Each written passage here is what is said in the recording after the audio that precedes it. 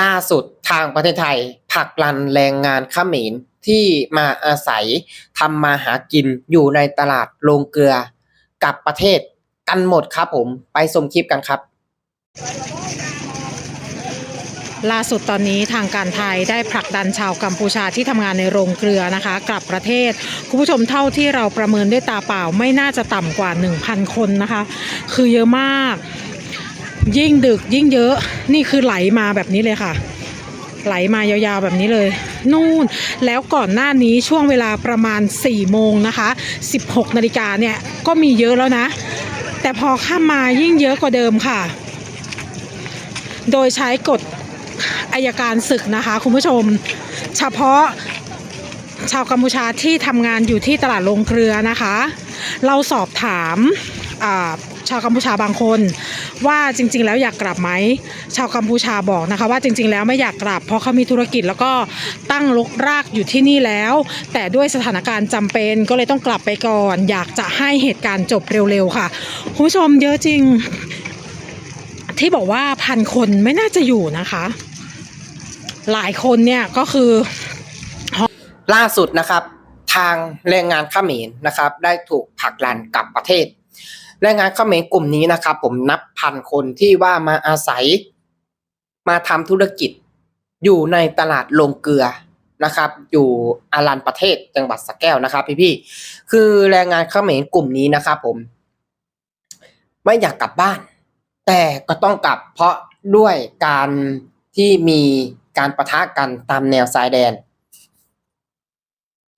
สวัสดีครับสวัสดี FC ทางฝั่งไทยฝั่งลาวนะครับผมวันนี้ก็มาอยู่ในช่องบ่าวลำซาแนลเส้นเก่าเส้นเคยนะครับล่าสุดพี่น้องแรงงานเขมรถูกผลักดันกลับประเทศหมดแล้วครับผมนะคือแรงงานกลุ่มนี้นะครับนับพันคนที่ว่ามาอาศัยทำมาหากินอยู่ในประเทศไทยนะครับอยู่ที่ตลาดโรงเกลือนะครับหรือว่าอารันประเทศนะครับอยู่ที่ฝั่งประเทศไทยเนาะแล้วปัจจุบันนะครับทาง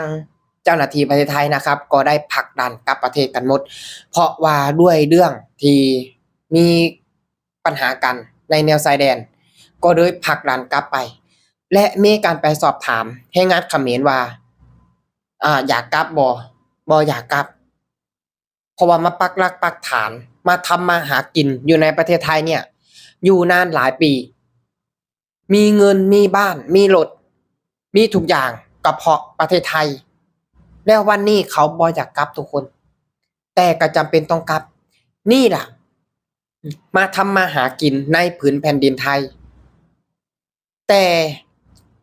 มาทรยศเขามาทำร้ายเขาลองคิดไปนะลองคิดกลับไปถ้าฮุนเซนหรือว่า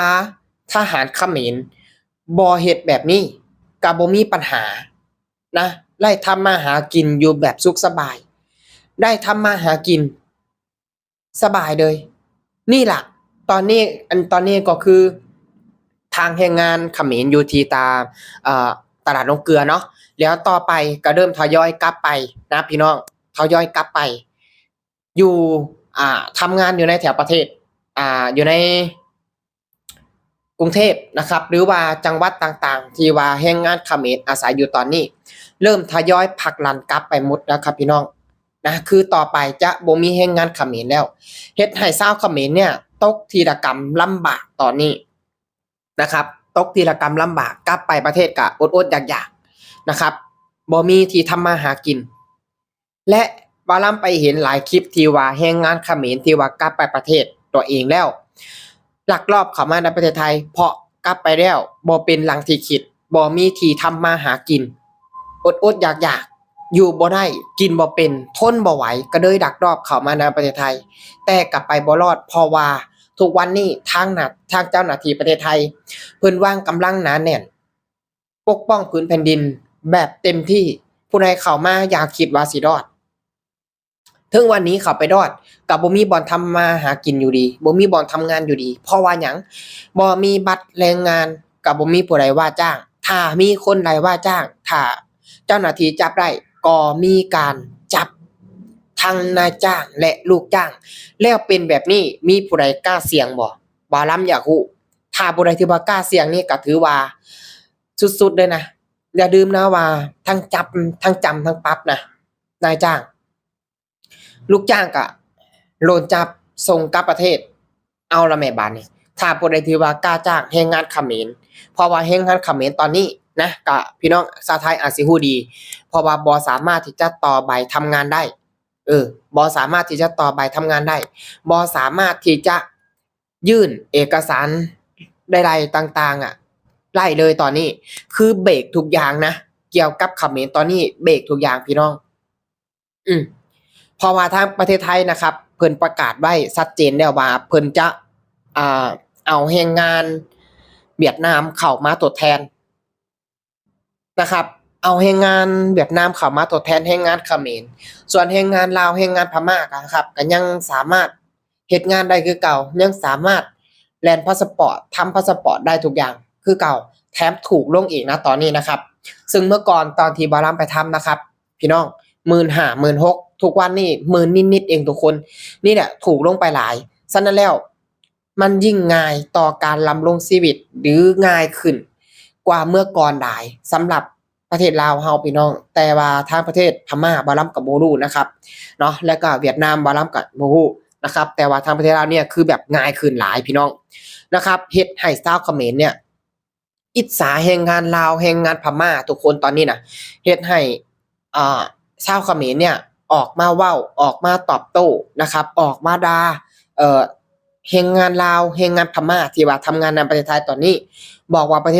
ทศลาวคนลาวแรงงานลาวแรงงานพม่าเนี่ยโง่ที่ว่ายังทนทำงานอยู่ในประเทศไทยเนี่ยเขาบ่ได้โง่นี่แหละคือเขาฉลาดละเขามาตั้งใจทำงานเขาบ่สร้างความเดือดร้อนเขาบ่สร้างปัญหา